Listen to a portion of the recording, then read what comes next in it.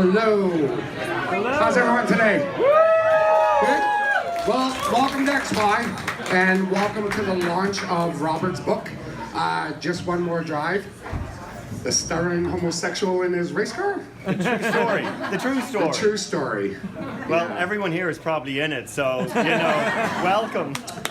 Yeah, if you want to leave now, we'll run. Special welcome to Robert's family in town from Ireland and Los Angeles. Yeah. You guys must be so proud. Not every day your son writes a book about his penis. Just saying. Yeah. I'm in the book, actually. What, chapter 7? 12. Oh, I've been bumped. I've been bumped. I was 7, but now I'm at 12. That's all right. Anyways, also like to say thank you to Jen Mickey and the XY staff for opening up this venue for us today. And it's cheap drinks, too. Anyways, I'm not going to waste much more time. I'm going to introduce the man of the hour today. Ladies and gentlemen, Robert O'Brien.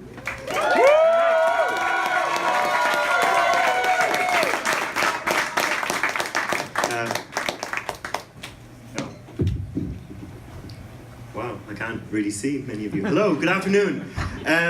I would like to especially thank, well, there's actually a number of people I really need to thank for this. Hang on a sec. Can we? There you go, eh? No, I would really like to thank everyone for turning up. First of all joking aside, many of you are in the book in some shape or form, and I don't think it would be here if I didn't have the support of everyone sitting here. I've been sharing about the book for many, many years, and I didn't believe it would ever reach this point. It's really amazing. So very short order. I would love to thank Brent. This wouldn't have happened without him. I don't know where we would have held this event. Thank you to Jen and all of the XY staff. Thank you to friends for coming. Thank you for teammates for coming. Ex-boyfriends, friends, family, really everyone for coming. How we're going to run this launch event, I'm going to read little bits out of the book, and I've got guest speakers because this actually isn't about me. At this point, it's really about handing it off to everyone else and putting it out there in the world. The main reason to share it, as Brent said, it's not every day someone writes about his penis or his journey. The main point of this is to share and to be a stand for those people who aren't willing to stand for themselves. And just see what happens. I'm really curious. I'm more curious now than anything else, and I firmly hope it will help people out there. It'll help someone out there, someone who feels alone, someone who feels at their wit's end. And let's have fun today. Let's have fun. Enjoy. Thank you. So I'm going to start with the first short reading, and then I'm going to ask the first special guest to come up and talk. Now, I actually am a stuttering homosexual. Reading out in front of a room of people can sometimes be nerve-wracking, so I don't know how this is going to look or sound, so bear with me. I'm going to go rock star too with this. The Beast was destined to be an honoured member of the O'Brien family and Dad's pride and joy. Over the next few years, we all began to suspect that he loved the car a little more than any of us, Mum included.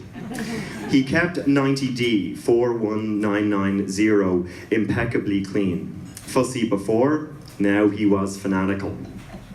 Every morning on the school run, Jenny, Susan and I were flung around and subjected to bone-rattling journeys. I didn't want any undue attention drawn to me, and this car was not subtle. Imagine the scene, a screeching black car flying up the road to school, piloted by a caffeine-infused, frustrated and usually late father. Me in the front, Jenny and Susan in the back, the three of us gripping our seats as anything unsecured became a a projectile. So, as you can see on the cover, there is an E30 M3 Sport Evolution. I'm going to say nothing more about that because you've all heard it before. But I would like to invite my dad to come up and say a few words. This is his car.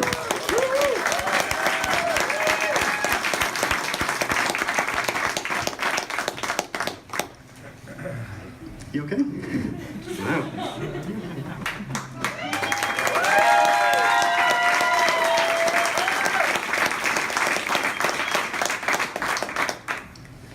Hi people. Geez, I'm never lost for words, and I thought I had this down pat.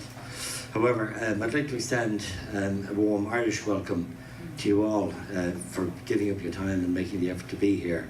And it goes like this: it's Driogad, Accordia, Fáilte Ród Galéir.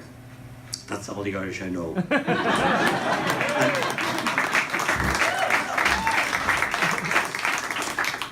I'd like to say that Rob is, well, he's my favourite son. In fact, he's my only son. And yeah, no, I'm super, super proud and just so pleased to be here. This has been a journey for Robert, and in ways it's been a parallel journey with the book and his passage through life. And I do believe there will be a new chapter, pardon the pun, ongoing from here. So I'll leave it at that, and I just want to say, yes, good luck, Rob, with the book, and yeah, we're so very proud that you've got to this stage, and you know, we'll be behind 100% as up. Thank you. Thank you all.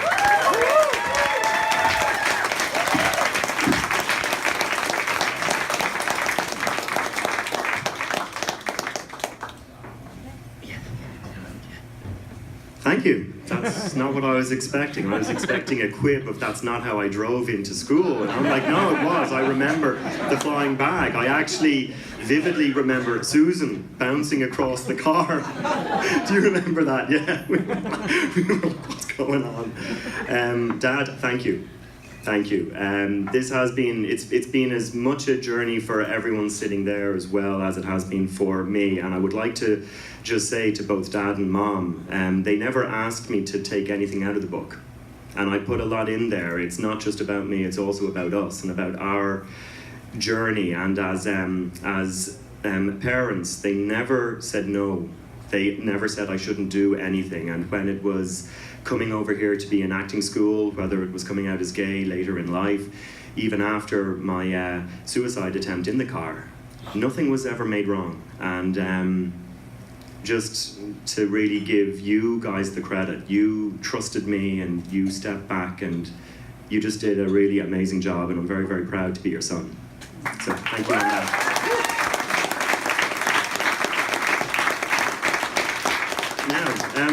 So I had planned on having short gaps in between speaking sessions, and I don't know how, I'm kind of thinking now maybe it should just keep on rolling. Okay, let's just evolve this.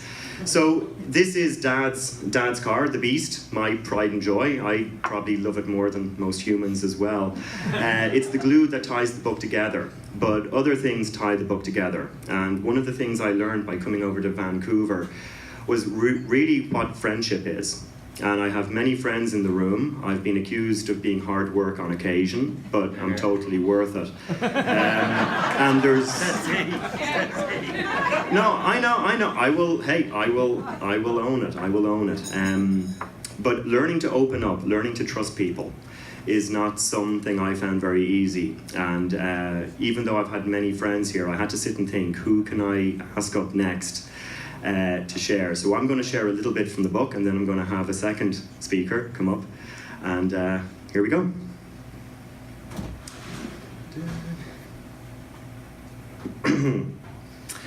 Over the weeks and months we lived together, we settled into a nice friendship and trouble-free living arrangement. He worked odd hours, and I would see him sporadically during the week. I knew when he got home to give him time to decompress.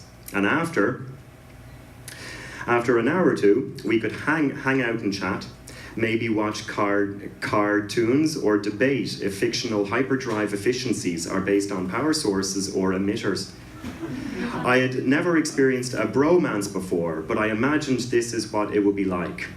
Rory taught me more than he will ever know and became a rock for me in Vancouver. Hear, hear. I wouldn't be here, this book wouldn't be here if it wasn't for him. And I can say that with utmost certainty. I wouldn't still be here, in the city at least.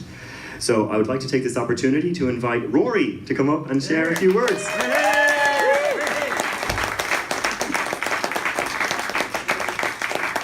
Thank you, Robert. I've been working, since you told me I had to speak middle of last week, I've been working on what to say and I still haven't come up with it, so hopefully I figure it out. I met Robert in, I think it was 2010, it might have been 2009, it was before, it was 2009, I think before you had come out, and we'd met and I thought, hey, what a great guy, and he sort of disappeared, went home and came back and said, hey, here I am, I'm Robert. By the way, I'm also gay. And I said, okay, so what does that change? That changes absolutely nothing.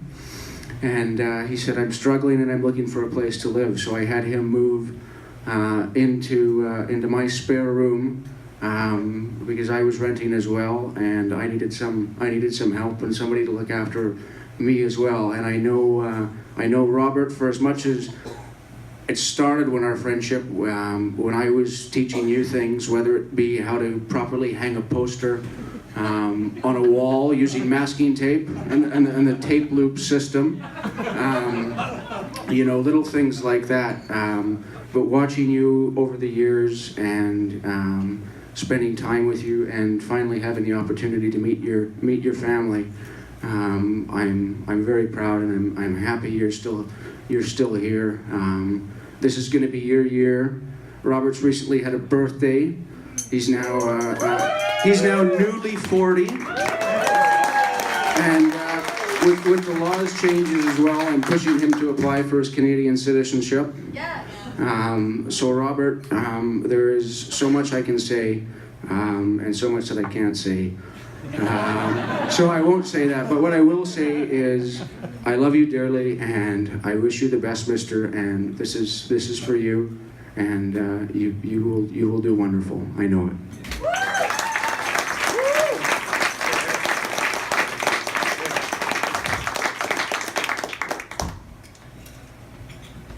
Rory really was awesome, patience of a saint, and there really are certain things he can't share because even I cringe. Like we were out having beer last night, and I was like, I did text you that, didn't I? And he was like, yes, you did. But that's really what I think friends are all about. You have that freedom to just share whatever's going on, and I learned a lot from him, and who I've become today, for better or worse, is because of that. So when I talk about sharing, yeah, oversharing. Anyway, you can read it, it's all in the book. So I didn't want this all to be just about me, about coming here, buying my book, this is about me, blah, blah, blah, because it really isn't. One of the major turning points in how the book began, a couple of people have asked me, and I thought I should share this now since I have the opportunity. So people asked me, why did I begin writing the book? And I never planned to write a book. It's not exactly the kind of thing you would do. I did try to commit suicide in the M3 when I was 35. It obviously didn't work. And after I was finished, I didn't know what to do. I didn't want to talk, I didn't want to share. I was very much ashamed and I felt very lost. And I decided to start writing. And that's where this book kind of came from, and that's, again, the whole purpose of this book. I may laugh and make fun, and the tone is quite light, I hope. But given the issue itself, I think it deserves to be talked about. And it's not a gay issue, it's not a homosexual issue, stuttering issue, it's a human issue. So I'm going to share a final part from this book, and then I'll have the final guest speaker. Might just actually sit down. Feels very, I don't know, I'm shaking here. Okay.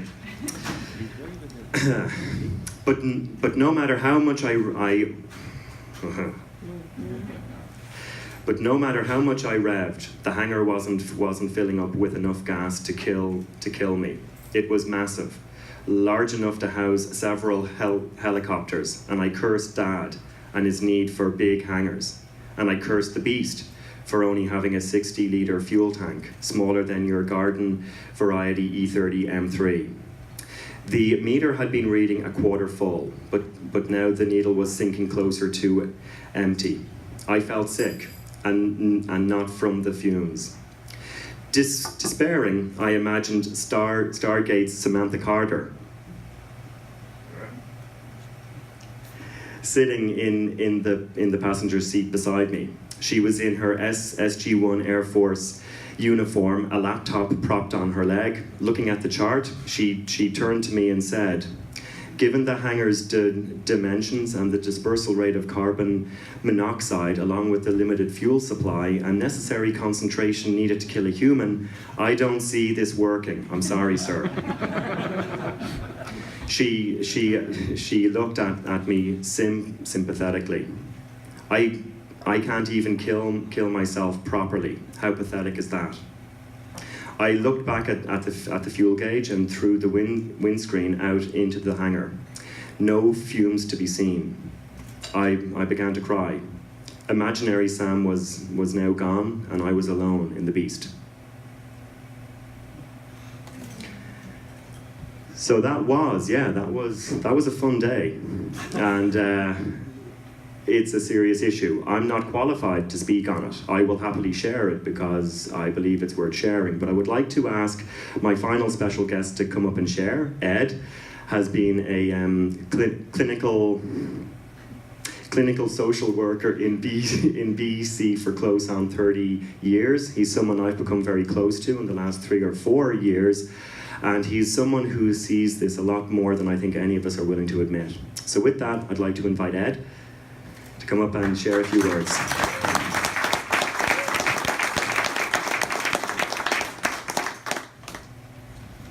Okay.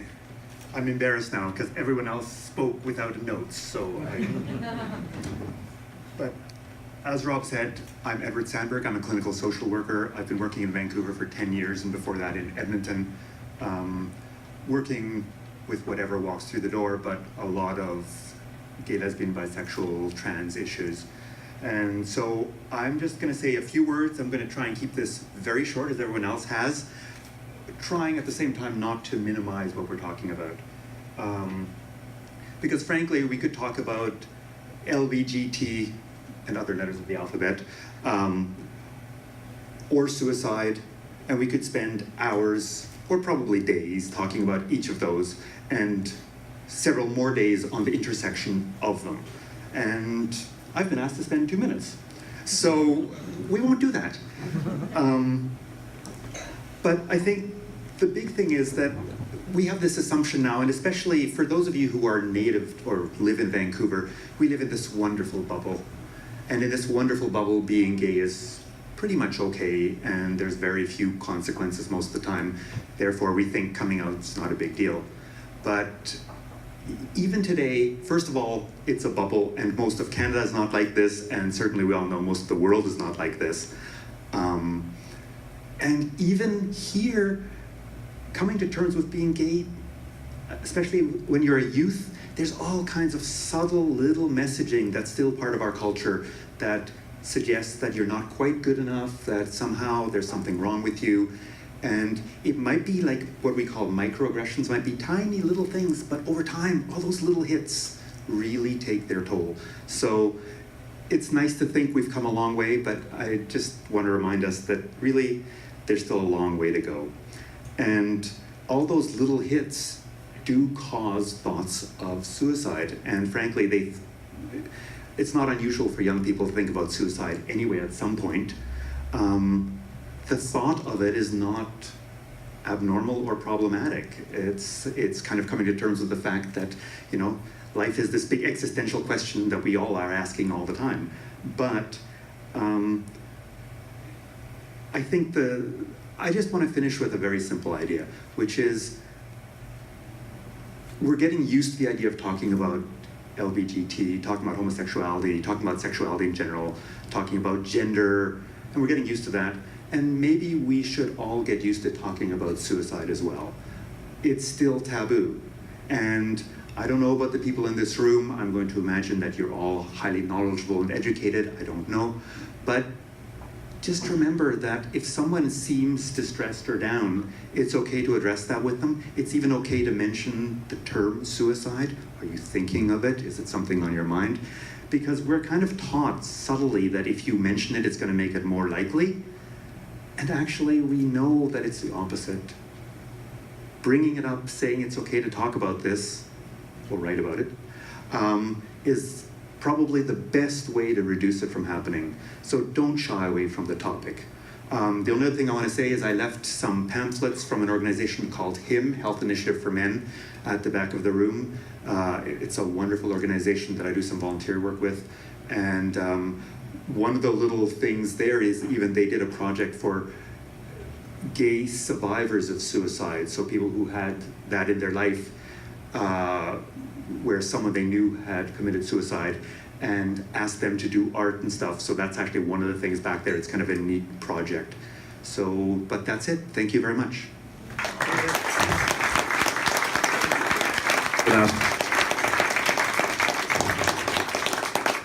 So one of the things I am very present to is the power of sharing, the power of honesty and ownership. And it really is. There's nothing wrong with any of us. And I grew up the longest time trying to be fixed, not having a stutter, not being gay, blah, blah, blah, blah, blah. And we all have our own colours. The power of sharing and just standing. And this is me, this is you, this is us, this is the world that we live in. And yeah, just share it. So I don't really know what else to say. I'm going to wrap this up. I'm going to say thank you again to everyone for coming. The book will be on sale. We are going to manage that in the next 10 or 15 minutes, cash or credit card. How much for the book? $15 cash, $16.95 credit card. The electronic version will be available in the next month or two. I'll be, promoting that in the given time. And just, yeah, I actually don't know what to say either. Thank you again, Mom, Dad, Susan, Zeb, for coming. Thank you, team. Thank you, friends. Thank you, acting friends in the corner from VADA. Thank you for being here. And just really, thank you, everyone. You are all in this book at certain points. Him as well. Him is awesome. It helped me out on occasion. So yeah, and also, after you read the book, if there's anything anyone wants, if you want me to share, talk about it, apologize if needs be. Please do, because at this point, it's a pleasure to give it away. It's a pleasure to hand it off now and see what it actually causes beyond me, because I don't see this anymore as my book. It's our book, it's the world's book. And that's where I'm going to leave it. Let's have a great evening. Enjoy the food, enjoy the drink. Thanks again to Brent. Thank you to XY for making this happen. And let's have a great evening. Thank you very much.